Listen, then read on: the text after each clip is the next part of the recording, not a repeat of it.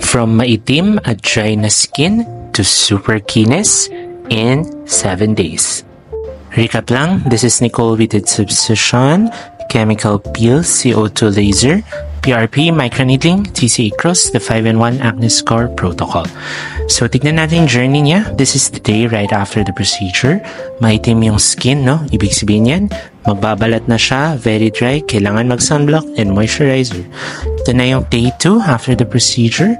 Mas namula, umitim, okay, mukha na sunburn, malapit na yan magbalat, sunscreen, moisturizer, very important. Ito yung day 4, no? So, yan na yung bagong skin, nakikita nyo, yung maputi and mapula, okay? So, pumuputi na yung skin ulit, okay? This is around day 5, almost complete na yung peeling process. Day 6, malapit na matapos, no? Kumikinis si Nicole. This is day 7, no? Kinis na, bongga na. Okay, so umangat na rin yung scars natin.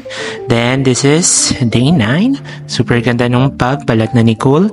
Basta alagaan, magsa-sunblock, huwag hihilain. See you at the clinic.